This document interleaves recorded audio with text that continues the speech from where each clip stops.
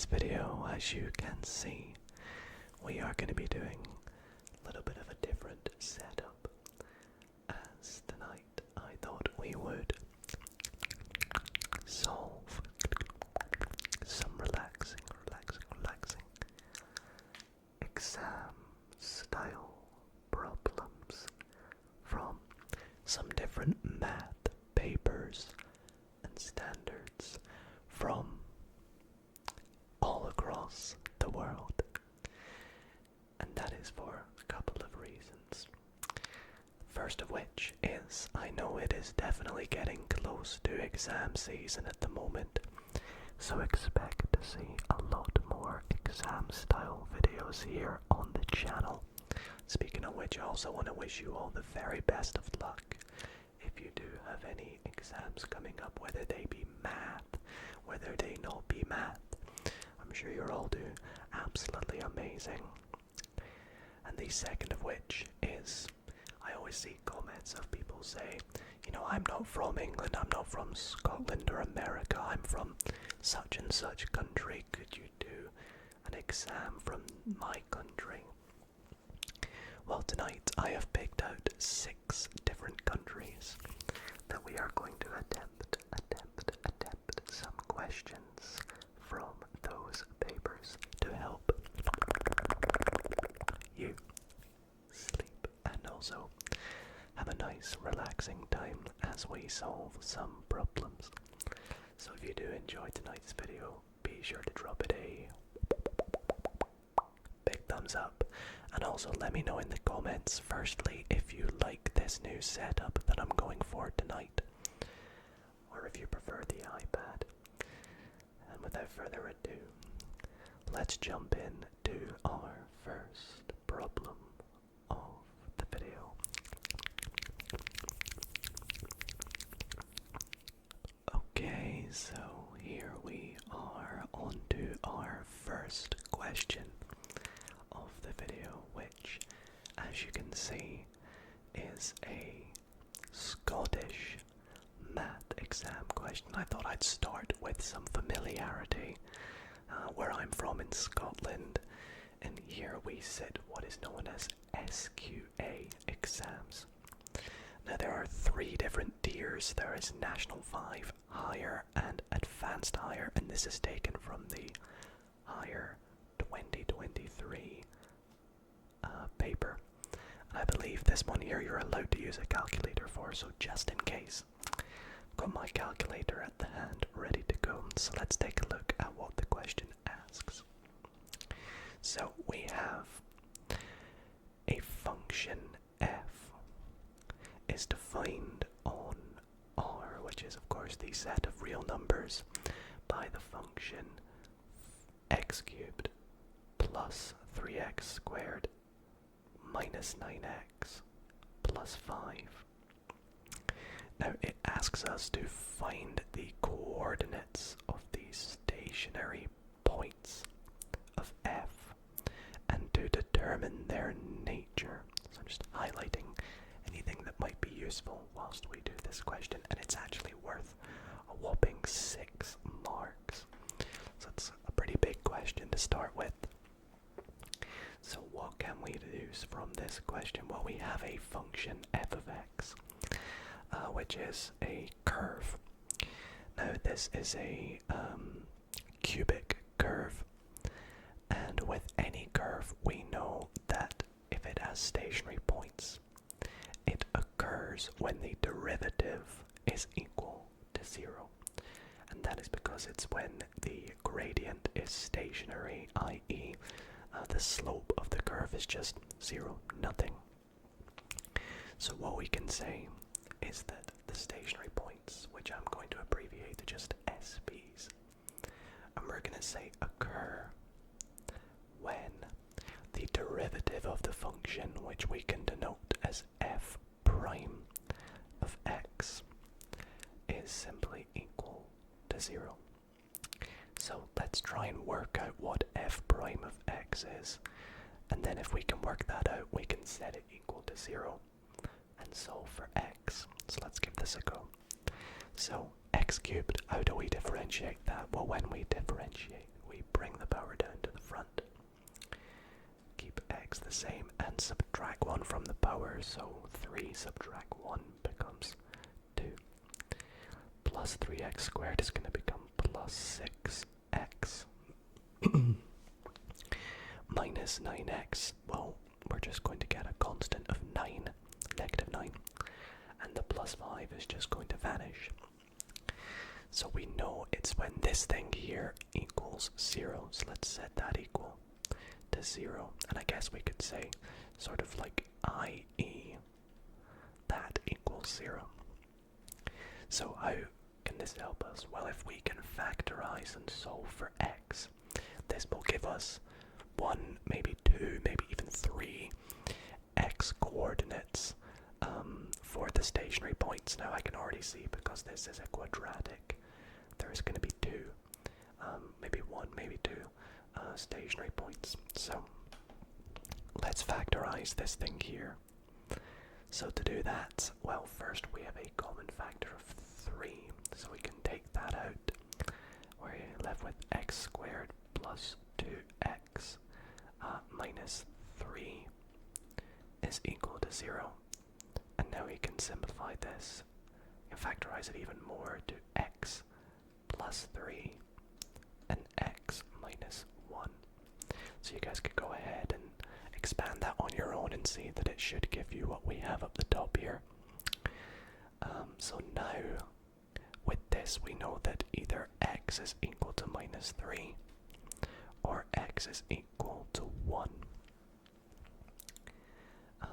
As one of these bits must be equal to 0. So these are the x coordinates of our stationary points.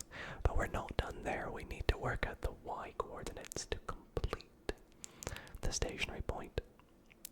So to work out the y coordinate, we simply want to work out what f of negative 3 is and what f of 1 is, because that will give us what the value of f of x is when it is negative 3. So to do that, we want to substitute negative 3 into our function f of x wherever we see an x. So that's negative 3 cubed plus 3 times negative 3 squared minus 9 times negative 3 plus 5.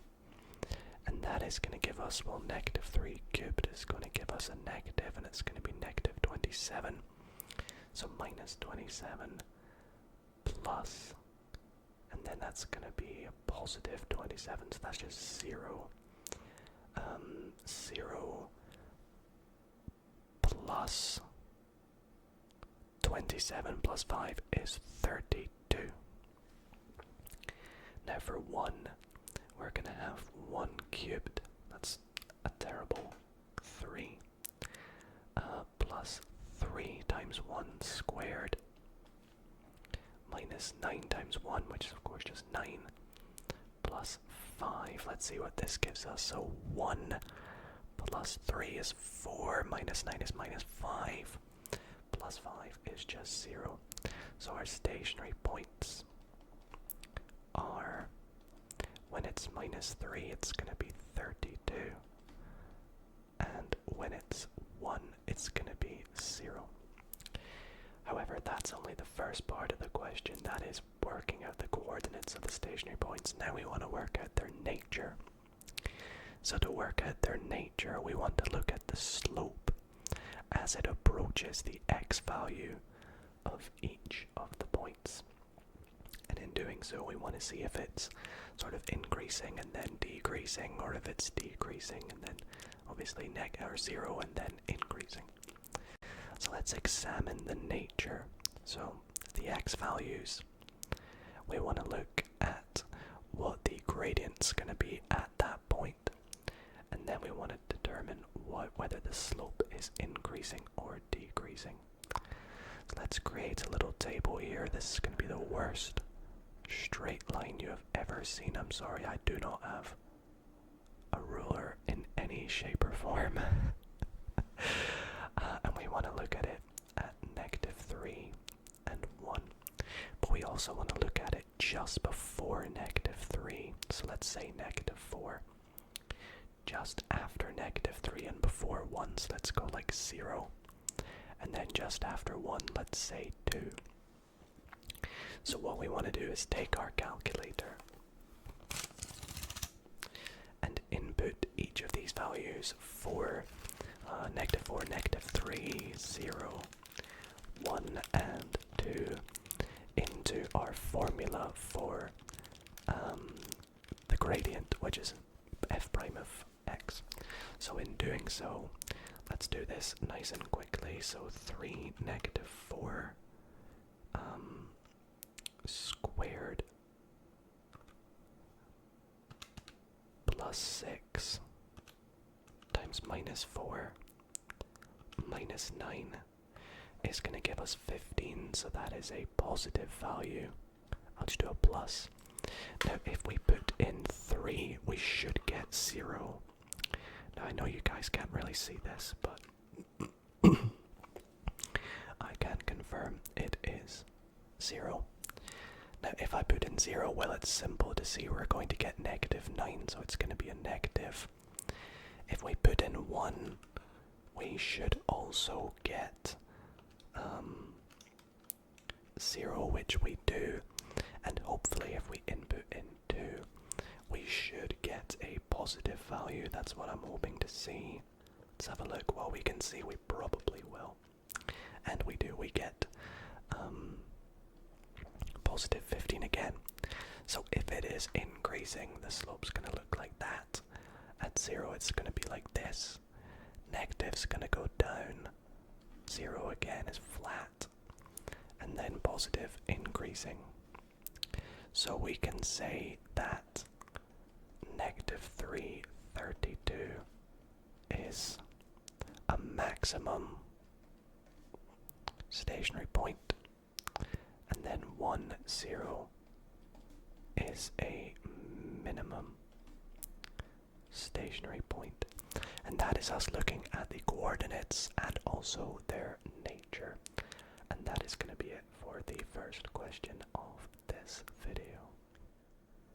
Alrighty, so for the next question tonight, I thought it would be appropriate to maybe look at a question from an English math paper. So this is from the AQA Higher Tier GCSE 2019. So I have a lot of viewers from England, so shout out to all of you. Maybe this question looks familiar, and it might also look familiar because it is also something that we were chatting about on the channel last week. If you have not checked out last week's video, I posted a video talking about simultaneous equations, and that is exactly what this question asks us to do. So let's see. It says, solve the simultaneous equations. 2x plus 3y is equal to 5p, and y is equal to 2x plus p, where p is a constant. Give your answers in terms of p in their simplest form. So what we want to do is try and work out what x is and what y is in terms of p. So again, I highly recommend you go and check out last week's video because it might be useful to help you solve this kind of question. But to do this, there are 5 steps that we can take in approaching this. Now the first step is taking our two equations, numbering them. So let's call the first one 1, the second one 2, and we want to write them in the form of something x plus something y is equal to something. Now the first one, luckily for us, is already of that form. But the second one we're going to have to rearrange. So I'm going to subtract 2x from both sides of the second one to give us minus 2x plus y is equal to p. So that's the first step done. The second step is, if you need to manipulate one of the equations so that the number in front of the x's or the numbers in front of the y's are the same. Now luckily for us, we already have a 2 in front of both of our x's, so we don't really have to do much for the next step. So we move on to step 3, which is to add the equations together. So we are going to take equation 1 and add equation 2 to it. Now when we do so, 2x plus minus 2x is just 0x, so that just goes away. This is the elimination process. 3y plus y is 4y. And then 5b plus b is 6b. And then the fourth step here is to solve for one of our values. In this case, it's going to be y. So we divide both sides by 4. We get 6b divided by 4, which is not its simplest form. Remember, it says that we want to give our answers in its simplest form. So to simplify this fraction, we can get 3 over 2 times b. Very good. Now, the final step to doing this question is to substitute y is equal to 3 over 2b into one of our equations. Now, I think I'm going to substitute it into the second equation, just because we won't have to multiply it by anything. The first one has 3y, so if we substitute it into 2, if we look back up at the top, we have y is equal to 2x plus b. So we know that 3 over 2b, which is y, is equal to 2x plus b. Now what we want to do now is try and get x on its own. So I am going to subtract b from both sides. So when we do 3 over 2b minus b, b is just the same as 2 over 2b. So it's going to be half b is equal to 2x. And now to get x on its own, we want to divide both sides by 2, which is going to give us a quarter b. So there are our final answers for y and x. If we want to be a bit more clear, we could draw just a little. Actually, I'll do it like this. I'll put a little squiggly line under each, so you can see we have our two answers, x and y, in terms of b in their simplest form. So that is question 2. Question number 3. Now this one is actually a bit of an interesting question, because this one is from Canada. But I was struggling to find a Canadian exam paper, but whilst I was looking for them, I found this here. This is from the COMC, or the Canadian Open Maths competition from 2016. So this is a sort of competitive paper that people sat trying to get a really high score and place high in a competition. So if you're from Canada, maybe you've heard of this. I'm pretty sure we have one in the UK called the Math Challenge. And I think we do it in high school, so I kind of remember doing it. But this one here looks very interesting because it's a bit of a geometric problem. So let's see if I can do this and see if I'd be able to do it if I sat the competition. And it kind of reminds me of a video I did a while ago. I did a sort of geometry-based problem similar to this, but it looks very interesting, and I know with the small font it is quite hard to read, so maybe highlighting it will make it a bit better. But we have a square is inscribed inside a circle as shown below. So that basically means we have a circle with a square that fits perfectly inside it. If the area of the circle is 16 pi centimeters squared, and the area of the square is s centimeters squared, then what is the value of s? Okay, so for for those who can't read it very well, basically we need to work out the area S of this square.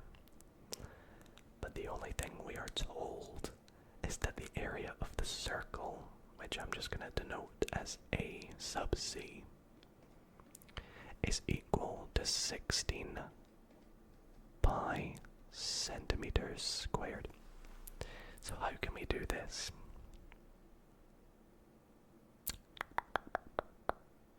Well, for starters, we know that the area of a circle is pi r squared, which we know is equal to 16 pi in this question. Now we can divide both sides by pi to get that r squared is equal to 16, which implies that r is equal to 4, because the square root of 16 is 4. So what this means, now I'm going to draw a sort of enlarged version of this circle here. Once again, I do not have my iPad tonight, so it doesn't, oh that's terrible, it doesn't nicely draw circles and squares for us. Oh my goodness, I can't do this. Okay, I know this does not look like a square, but you get the idea. It looks more like a rectangle, squiggly one as well.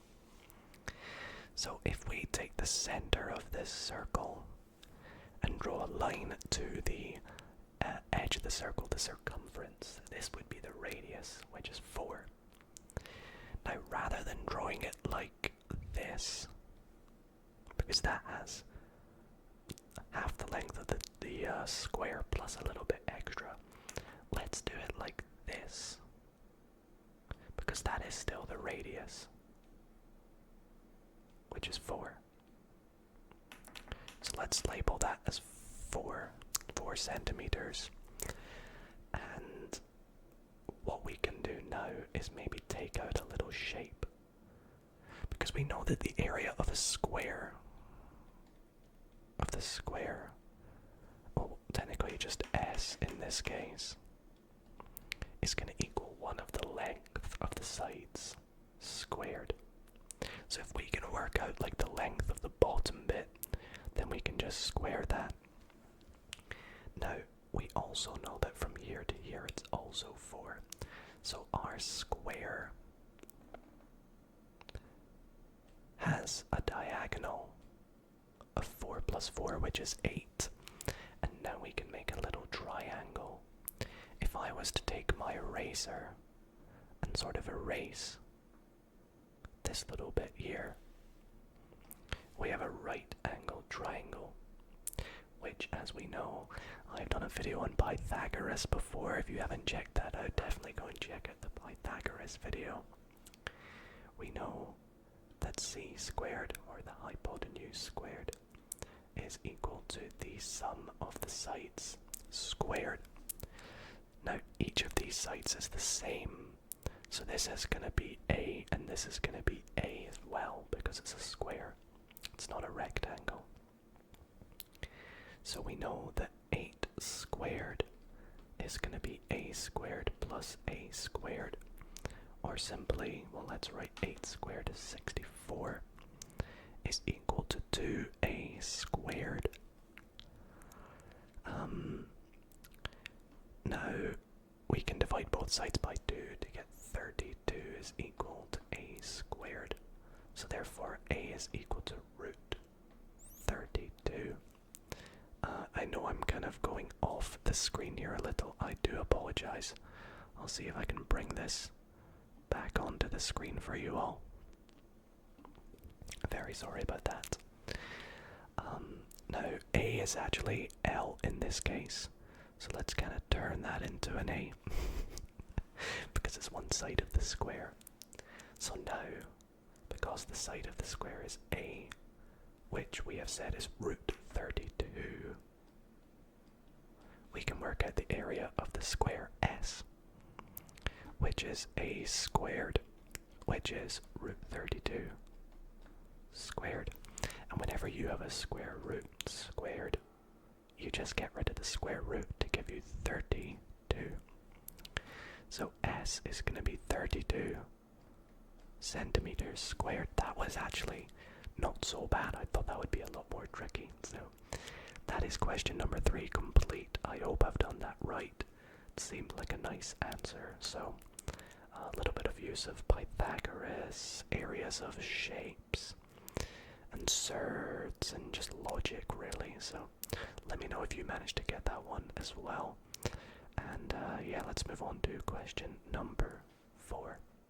Okay, question number 4 for this one here. I'm a little excited to do as well because this one is from a South African math.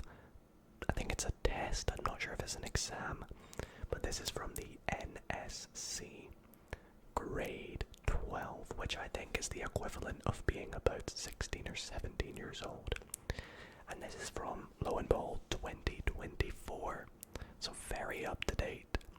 And after doing a brief read of the question, it seems like a fun one to do with sequences, in particular arithmetic, or arithmetic, how do you say it? Arithmetic sequences, I don't know. Which is something that's studied quite a lot, so if you're doing this at the moment, maybe this is good revision for you. So, consider the arithmetic sequence 8, 5, 22, and then of course it continues. Now there are 3 parts to this question. The first part says, determine the 36th term. The second part says, calculate the sum of the first 36 terms. And the third part says it is given that t is 72. Oh, they must use t to mean term. When I studied arithmetic sequences, the symbol we use for term is a. So for example, the first term would be a sub 1. So for this question, I'm going to change it to accommodate this question. So instead of using a for the term, we're going to use t. So it is given that t sub 72, the 72nd term, plus 72 minus m term is equal to 786. Determine the value of m. This actually seems quite fun, this question. Well, let's just get started with the first part, which I guess we can just call a, considering I won't be using a as a symbol for the question. So determine the 36th term. So the formula for determining the nth term of an arithmetic sequence, which I have written down because I always forget it, is t sub n is equal to the first term plus n minus 1 times d. Okay, so now we can do this without looking at the formulae. So for this, we need to work out some values, the first of which is d, the next of which is t sub 1, and the final one is n. Well, we already know t sub 1 is just 8, because it's the first term. We already know n is 36, because we are trying to work out the 36th term. So t sub 1 is 8, n is 36, minus 1. But d is what's called the common difference. The common difference, which is the difference between each term. So the difference between 8 and 15 is 7. 15 and 22 is also 7. So yeah, it's consistently just 7. So now all that's left to do is work this out. And again, I am just going to use my calculator. Calculator. To speed things up here. So 8 plus, that's going to be 35 times 7, which gives us 253. There we go. So that's the first part done. Part B. What's the best bit about part B? It comes after the part A. I'm so sorry. Calculate the sum of the first 36 terms. So that means cumulative, adding all the terms all the way up from 1 to 36. Now again, I forget the formula for this, so I have it up here. S sub n, which means the sum of the nth terms, is equal to n divided by 2 multiplied by the first term plus the nth term. There we go. So in our question here, we want to work out the sum of the first 36 terms. So n is 36 here. The first term is 8. And the nth term is t sub 36, which we worked out was 253. So I think now we can just pop that into a calculator again. It's simply going to be 36 divided by 2 is 18. And we're going to multiply that by 261, which is 4,698. 4698. There we go. Alright, on to part C. Do I have a joke for part C? I don't think so, unfortunately. So part C, it is given that the 72nd term plus the 72nd minus mth term is equal to 786. Determine the value of m. Okay, well first let's work out what the 72nd term is. So it's going to be T1, which is, I'm using this first line of work again, the very top line, which is 8 plus 72 minus 1, which is just 71, times the common difference, which is 7. So that is going to be equal to 8 plus 71 times 7, which is 505. So now I think all we have to do is, if we can work out what t sub 72 minus m is, we can add that to 505, set it equal to 786, and then just solve for m. So how do we do that? Well, remember, t sub 72 minus m means wherever you see an n, you input whatever the sub value is here, so whatever is the lower value of the t. So t1 is still 8. N is 72 minus m. And then remember, we also have that minus 1. And we times by the common difference, which is 7. Excuse me. Now this is the same as 8 plus 71 minus m times 7, which is, well, we said that 71 times 7 plus 8 was 505, and then we also want a minus 7m. Don't forget that as well when we expand the bracket. So all that's left to do is take those two terms, add them together, so 505 plus 505 minus 7m is equal to 786.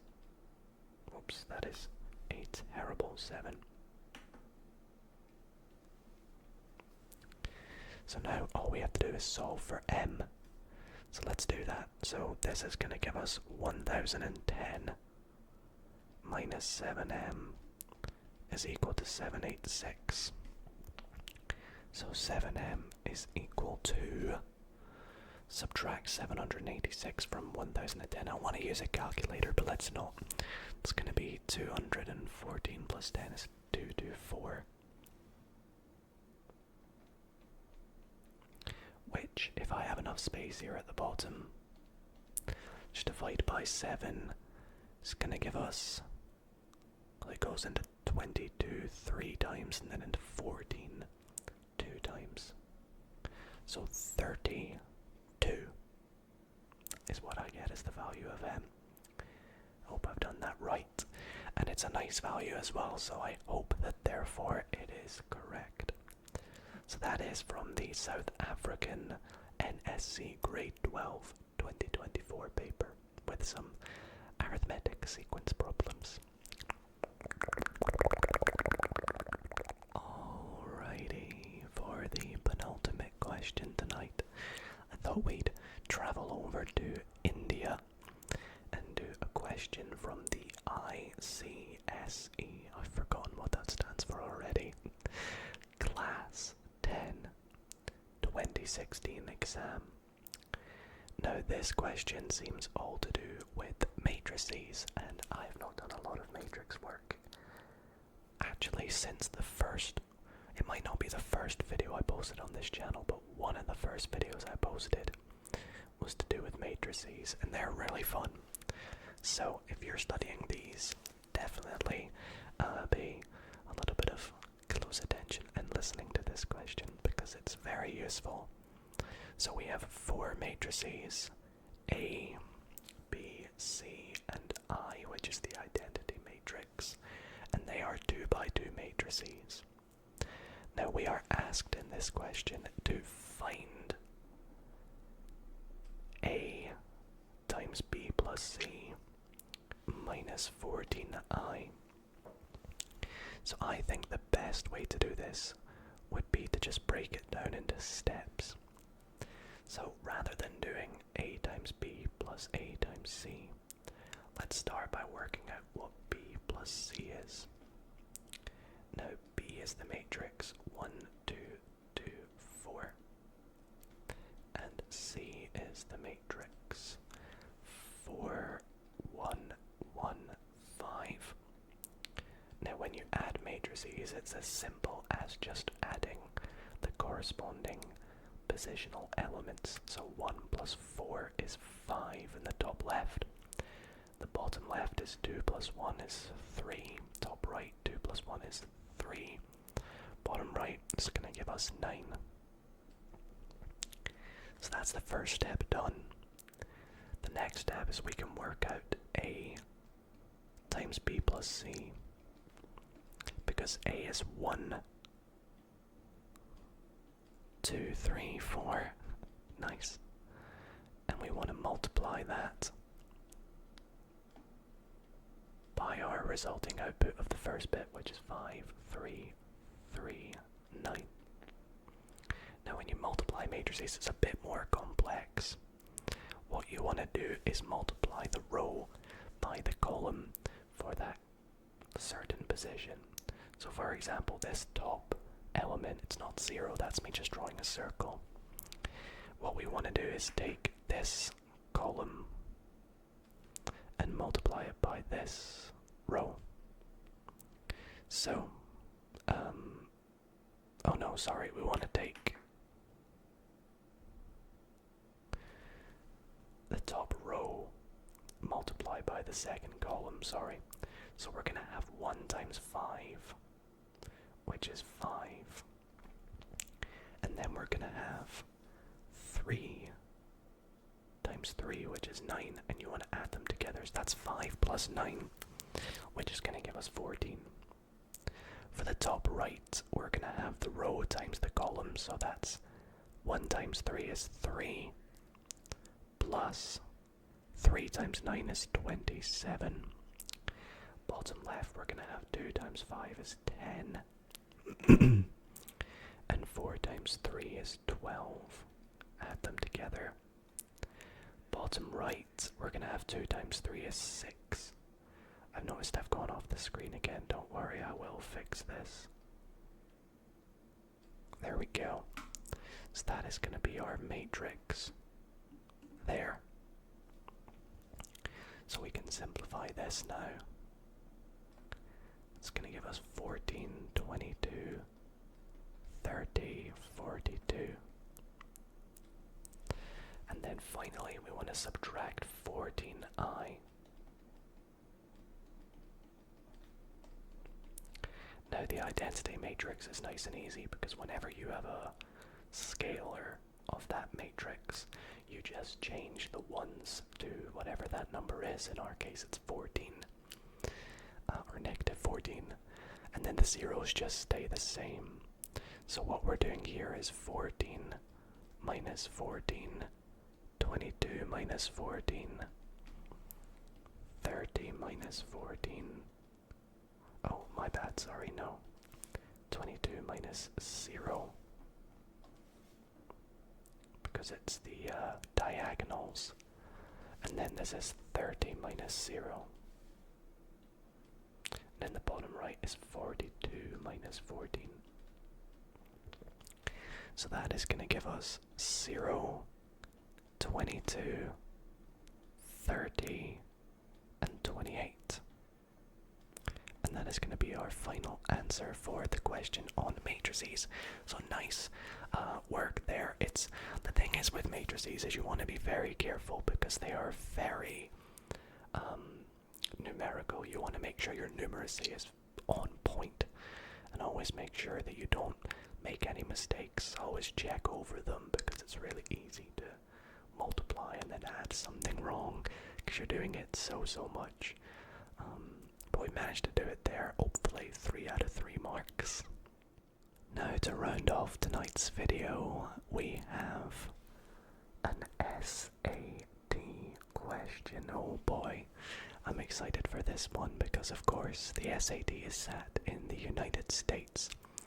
And this is from level 1. I don't know if that's like the most basic version or something, or is it just like the first level of the SAT. Regardless though, the question says, find the constant k so that the perpendicular bisector of the line segment with endpoints k0 and 4, 6 has a slope of -3. Okay, so let's think about this. We have some line that goes from point k0 to 4, 6. So let's say it goes from like here to here. How is that done on love heart? That is, I have no idea. So this point here is k0. And this point is 4, 6. So we have some sort of line that goes from there. Let's call this line L. And we have a perpendicular bisector which has slope -3. So that means we have a line that goes through the middle of this line because it's a bisector. Cuts it in half and it's perpendicular, so they meet at a right angle, like so. And we want to work out the value of k, and we know that the gradient of this line, which let's just call, I don't know, we'll call this L sub 1, we'll call this L sub 2. We know the gradient of L sub 2. Actually, no, I'm not going to call it that. I'm going to call it N, not M, because M is for gradient. So, the gradient of N is equal to -3, so let's write that to the side. We know that the gradient of N is equal to -3. So let's work out the gradient of L. So the gradient is going to be the difference in y, which is 6 subtract 0, divided by the difference in x, which is 4 subtract k, which is 6 divided by 4 minus k. Okay, now let's find another formula for the gradient of n. Well, actually, we know that if two lines each other, or bisectors perpendicular, if they're perpendicular to each other, if we multiply the gradients of these two, it should give -1. So what this says by this fact is that the gradient of n times the gradient of L is equal to -1. Now we know that the gradient of n is -3, and the gradient of L is 6, divided by 4 minus k is equal to -1. So now all we have to do is solve for k. Alrighty, so simplifying this left hand side, we have -18 over 4 minus k is equal to -1. Now what we can do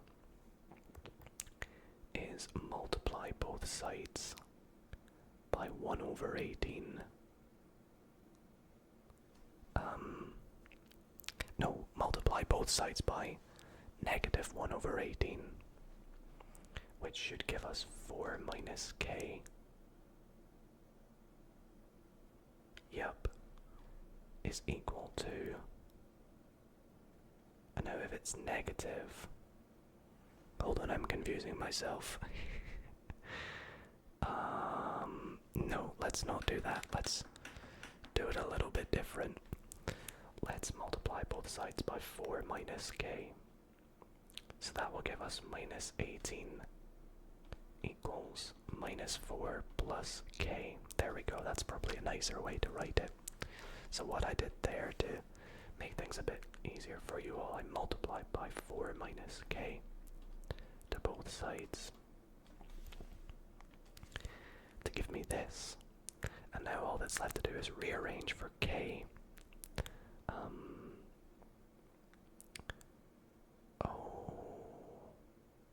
Hang on. No, yeah, that's right. Then add 4 to both sides to give k is equal to -14. There we go. Pretty sure I've done that right there. So that is a question from the SAT Level 1 United States. Seems not so bad, and should be a question that a lot of you might be able to use as some revision practice if you're working on straight lines and gradients and things like that. Well, everybody, that is gonna be it for tonight's ASMR maths video. I really hope that you all did enjoy, maybe found this a bit educational and also helped you relax and fall asleep. If you did enjoy, please let me know in the comments if you'd like to see more videos like this in the future where I attempt some maths exam style problems. And other than that, I just want to thank you all for watching. Sleep well, and good night everybody.